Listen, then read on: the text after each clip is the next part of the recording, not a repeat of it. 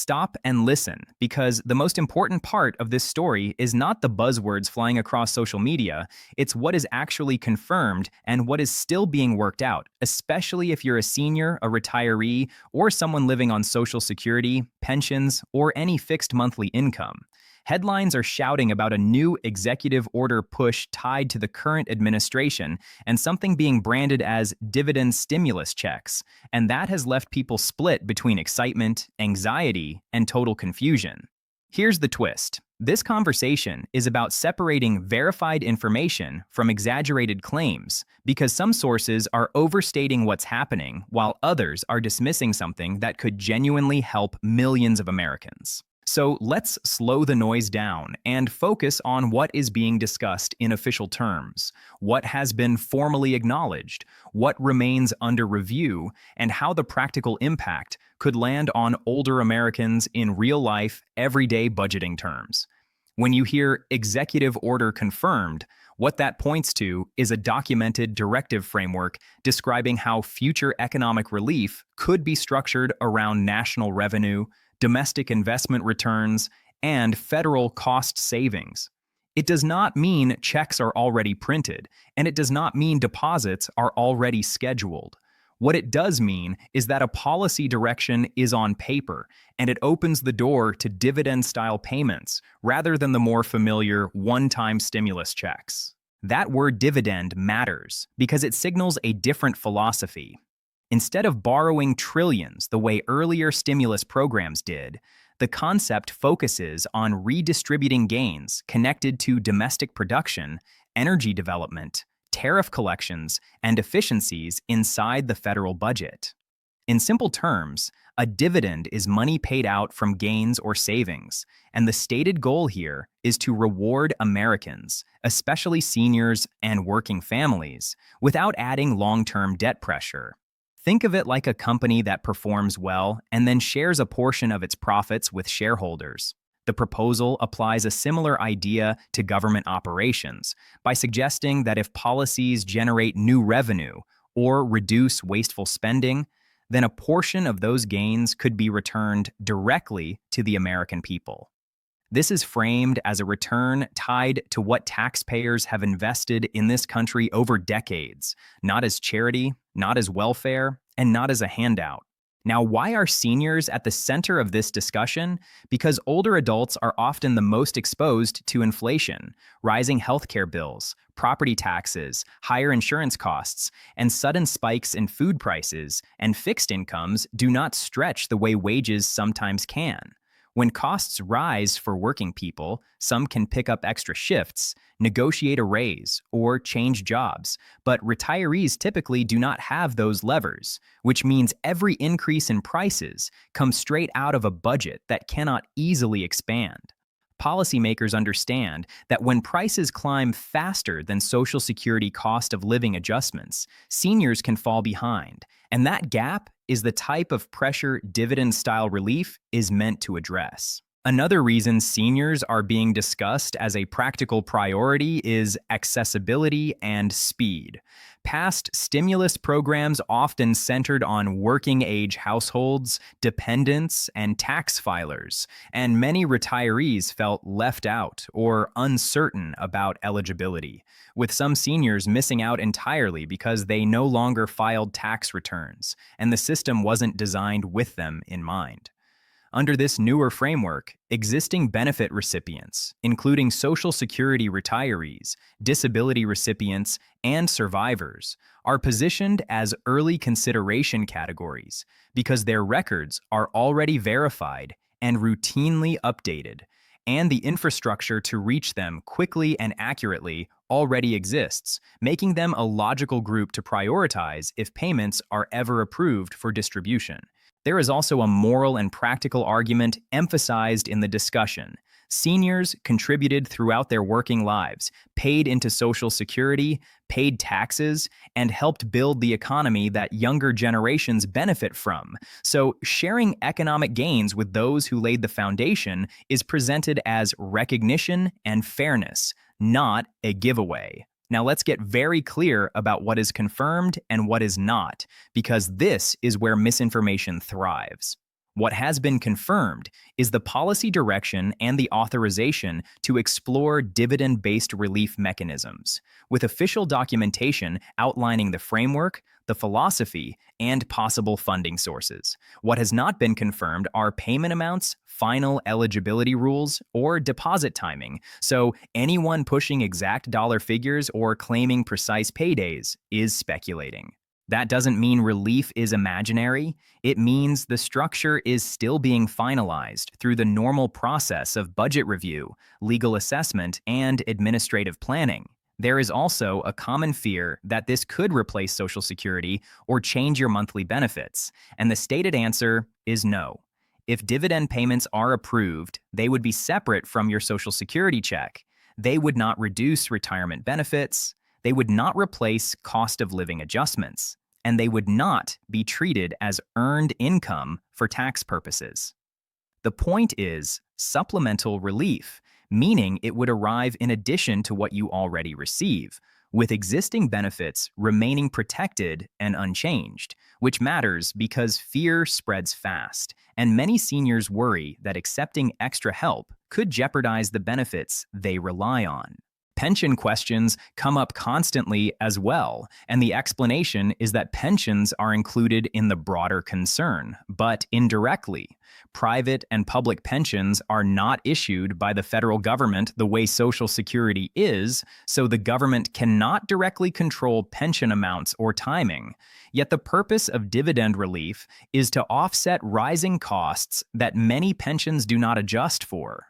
Policymakers recognize that pensioners can be among the groups hit hardest by inflation, particularly those who retired decades ago under fixed formulas that never anticipated modern cost of living pressures. And if you left the workforce long ago with a pension that felt generous at the time, you already know how inflation can shrink purchasing power year after year when there are no automatic adjustments. Dividend-style relief is presented as a way to acknowledge that reality and provide support that traditional pension structures often cannot. Taxes are another major concern, and while final guidance has not been issued, early policy language suggests these payments could be treated more like disaster relief or economic relief credits rather than taxable income, which points toward the likelihood that they would not increase your tax bill or reduce means-tested benefits. Final confirmation is expected later, but this is described as a positive sign based on how similar relief efforts have been structured in the past. That tax treatment matters enormously for seniors who stay carefully within income thresholds, for programs such as Medicaid, subsidized housing, or prescription assistance, because the last thing anyone wants is to receive a helpful payment and then discover it triggered a loss of other critical support. And the intent described behind this policy is to avoid that kind of unintended consequence. Delivery mechanics are also part of the planning. The most likely method mentioned is direct deposit to the same account used for Social Security or other federal benefits, with alternative delivery options remaining available for seniors who still receive paper checks, and the goal is speed, accuracy, and minimal paperwork. No new applications are announced in the planning described so far, and the approach relies heavily on existing federal records, which is one of the strongest advantages of prioritizing Social Security recipients, because the payment infrastructure already exists, reducing delays and administrative burden. It's also important to understand why the process takes time. An executive order can set direction, but implementation requires coordination across agencies, budget analysis, legal review, and alignment with payment systems. And rushing those steps can create errors and frustration. While patience can be difficult when money is tight, careful planning protects seniors from mistakes that could disrupt benefits or cause confusion, and the government is described as moving carefully to prevent the kinds of problems seen in earlier relief rounds when millions of payments were delayed, misdirected, or issued to people who should not have received them. Think back to past stimulus efforts and the stories about payments going to deceased individuals, deposits landing in the wrong accounts, checks being sent to outdated addresses, or eligible people waiting for months.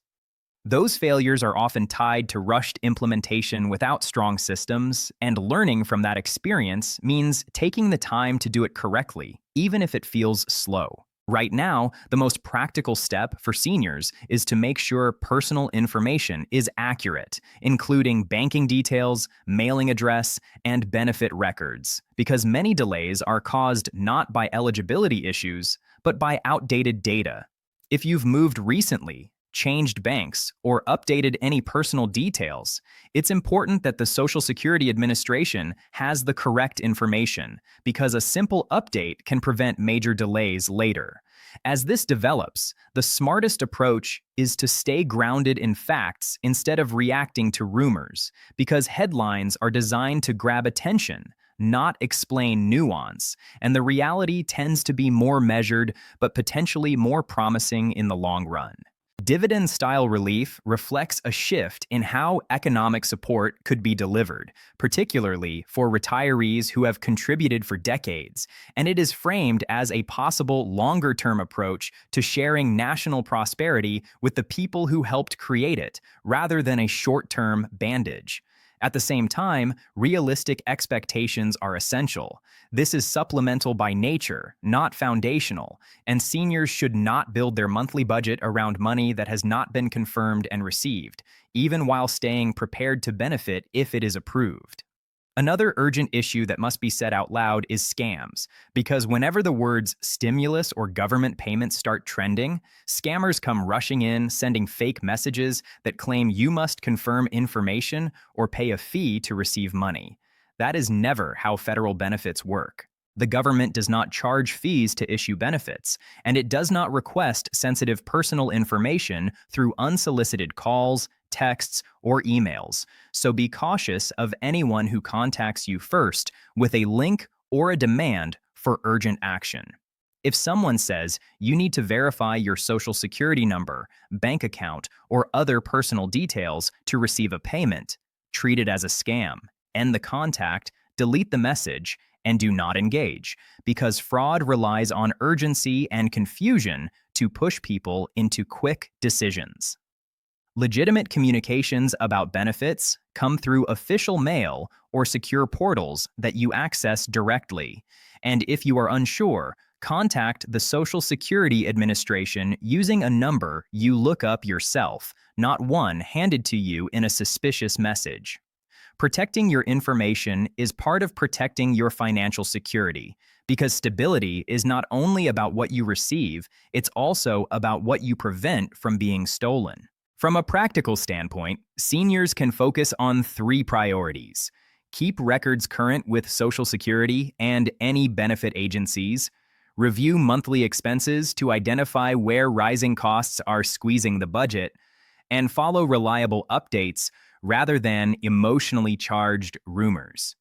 Reviewing expenses helps you see where inflation is hitting hardest, highlights areas where assistance or savings might be possible, and makes it easier to decide how any additional relief could be used effectively if it arrives, whether that means building a small emergency cushion, paying down debt, or covering a necessary cost that has been postponed.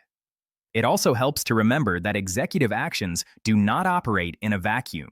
Implementation interacts with Congress, federal agencies, and economic realities, which is why different sources can sound wildly different, with some pushing best-case outcomes and others focusing only on obstacles, while the truth usually sits in the middle. Policy is complex, even when the intention is to help, and budget constraints, legal questions, administrative capacity, and political opposition can all shape how proposals evolve between announcement and execution, which does not automatically mean seniors are being misled. It simply means there are many moving parts. One encouraging element in this entire discussion is that policymakers are openly acknowledging long-term strain on retirees, and that recognition alone is meaningful after years of concern about affordability, healthcare, and dignity in retirement. Dividend-style relief is presented as one response to those realities, even while details are still developing.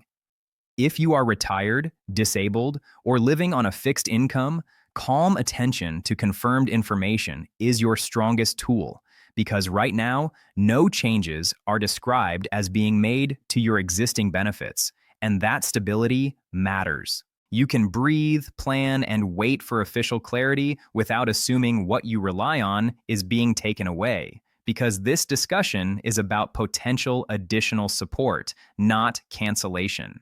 So here's what truly matters in plain language. There is an official policy direction exploring dividend-style economic relief tied to national revenue and savings.